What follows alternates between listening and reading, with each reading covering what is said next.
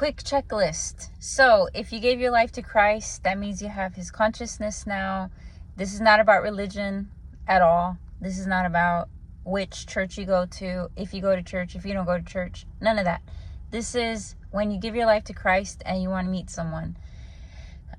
First thing I recommend that you guys do is check that person's social media. And you have to, so if you have given your life to Christ, you have to live Christlike, right? So that means you're forgiving, you're loving, you're gentle, you're humble, you're kind, you're gentle.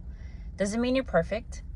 It also means that you have strong boundaries. You're not a people pleaser, and you're not nice, but you're kind. Nice people, you can't be too nice with people that want to take advantage of you. That was not Christ. He called people out. You have to call people out too with their BS and their lies. Don't be afraid to do that. So check the person's social media. Are they Christ-like? If Christ had Instagram, what would Christ be posting? What would Christ be following? Who would be the followers? I mean, I guess that doesn't matter, right? Because there's even like darkness that follows Christ. There's darkness that knows Christ and that mimics Christ. So it's more of, who would Christ be following? Would he be following OnlyFans? No. Would he be following trash? No. Would he be following people that post a bunch of debauchery? No. So why would you choose someone that follows that? Because what they follow reveals what's inside and what they are allowing in.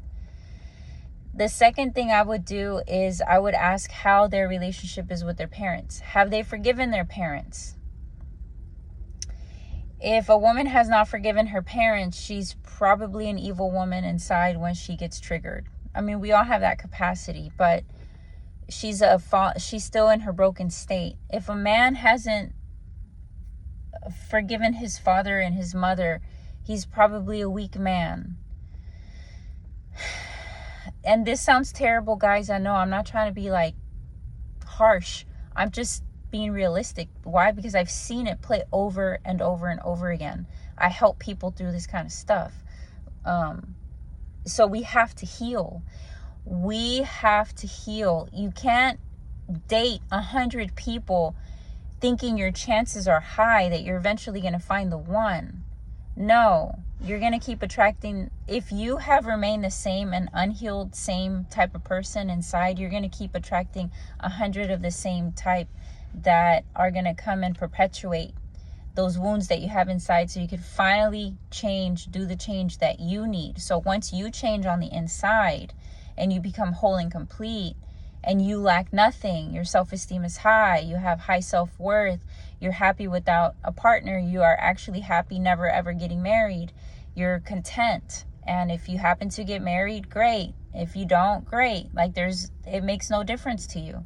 Once you can honestly get to that place, then you know that you have become whole and complete. Something inside of you has shifted. You have allowed the Holy Spirit to live and reside inside of you that provides the honeymoon phase feelings for life. That the Holy Spirit will provide the comfort that you need for the rest of your life, because it is, from here on out, you understand that it is you and God till the day you die. God is the one that will never abandon you, will never forsake you, will never cheat on you, will never lie to you, will never say he's going to do something and then he doesn't do it. All the stuff that human beings do to each other. God doesn't do that to us. We do that to God, in fact. We're the narcissistic people to God. I'm only going to call you when I need you. I'm only going to take from you. I'm only going to beg and cry when my life is hard. And then once I get what I need, I'm going to discard you. we can't be ugly. So these are some of the revelations that I have had in my life, and everything that's happened in the past has led me up to this point. And I thank God for every experience I've had in life, because everything he Romans 8:28, everything in your life, everything that was meant to harm you, God will literally turn it around for your good, and he will bless you, and you will be able to help other people. And I'm living proof of that in this, what is it? Living proof of a loving God to a watching world. I think it's very important to be smart about who we let into our lives and what it is that they are allowing inside, because once you merge with someone, you literally become one flesh, and their problems become your problems, their demons become your demons, their glory becomes your glory, their blessings are your blessings, etc. So you can't, I've said this before in another video, you can't be unequally yoked. It's like, this is the last thing I'm going to say, then I gotta go. It's like two horses. Like if you've seen the movie Cinderella, it's like the two horses pulling the carriage. And if you are equally yoked with someone that gets you, that loves Christ more than he will ever love you, but loves God. Christ is just God in human form.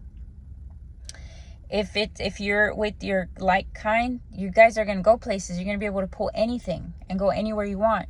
But if you are unequally yoked, right, like the little tie that's like two horses are tied together, they're yoked together. If you are yoked with the toad, you ain't going nowhere. I hope that analogy helped you guys, and I hope you guys are doing well. God bless you. Bye.